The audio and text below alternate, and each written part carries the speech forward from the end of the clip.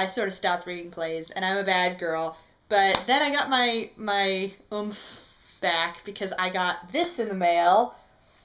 Oh my god. I went to go see a production of this play, and it was outstanding. I was completely blown away by the acting and the set design and the direction and the writing of the play, which obviously the theater was not responsible for, but I really, really wanted to actually get the script and read it for myself. This is one of the many stage adaptations of the Robert Louis Stevenson novella of Dr. Jekyll and Mr. Hyde, or I guess technically the Robert Louis Stevenson book is called The Strange Case of Dr. Jekyll and Mr. Hyde. So sue me, misquote. This adaptation was incredible, and I absolutely loved it.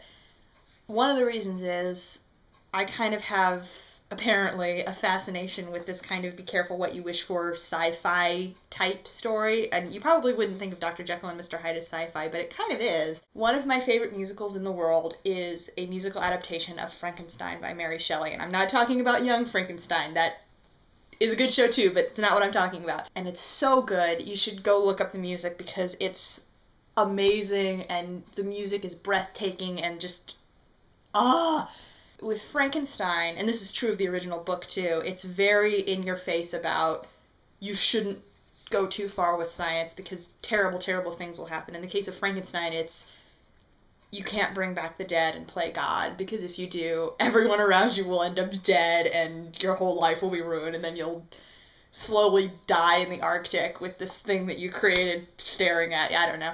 The thing that's different is that the story doesn't exactly vilify Jekyll for pursuing his experiment the way Mary Shelley vilifies Victor Frankenstein for pursuing his. It's just made clear that there are going to be consequences, and that's true of any progress anywhere in the real world. There's going to be consequences regardless of the ethics of whatever it is you're doing. One of the other things that I really like about this is that it's a very, very, very small cast. It's only a cast of 6. Okay, there's 6 people in the show. 2 of them, the guy who plays Jekyll and the guy who plays his kind of romantic interest, Elizabeth, they don't play anyone else. The other 4 actors each play at least 2 or 3 roles. All of them, at one point or another, play Hyde. And this is another thing I really like about this. You would expect, since, you know, Jekyll and Hyde are the same person, that's the whole point, sort of, that they would be played by the same actor. But they're not. And you get all of these great confrontation scenes where Jekyll is arguing with Hyde, and these, like, fights and psychological symbolism, and yeah.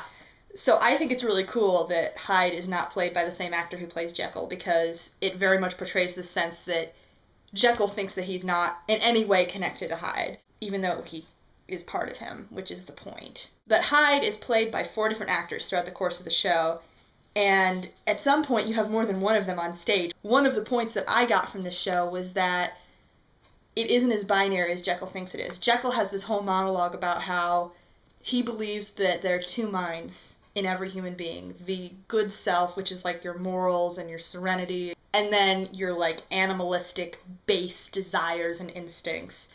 And they're 2 completely separate things, and if you can isolate one, you can live completely as the other. But it's not that binary, obviously. And having multiple Hydes, especially when they're all on stage at once, you get the one who's just interested in sex and the one who's just interested in murder. And that sounds really bad, but it just proves that even Hyde, who was supposed to just be this pure evil being, has a bunch of different sides of himself. And that's true of Jekyll too, even though he's never actually portrayed by more than one actor the way Hyde is. This actually plays really well into my quote for the day. One of Jekyll's friends is asking him about his whole theory about everyone having 2 minds, the good and the bad. You said once, there is not one mind, but 2. 2 streams, one on the surface, the other subterranean. I've been brooding on your theory. I've seen in my work many men, many women for that matter, in all sorts of difficulties, under enormous strain, and I've come to believe there's no one who's wholly good or wholly bad, not even the worst of us. And as for 2 streams, I think it's more apt to say that the bodies of water are endless in their possibility. Streams and rivers, waterfalls and ice jams, swamps and quicksand, oceans and deserts, 1,000 tributaries flooding over the one into the other. Ultimately, there's this sense of who's the villain, because Jekyll goes to all of these lengths to make himself a perfect being, quote unquote, and in pursuing that, he's the one who exposed Hyde and made him capable of taking over his body and doing all of these horrible things that he does. And Hyde does something really noble at one point. Yay, life is complicated. So yeah, I'm back in the saddle, reading plays. Yay me. Sorry for the delay. I'm a bad person. Bye!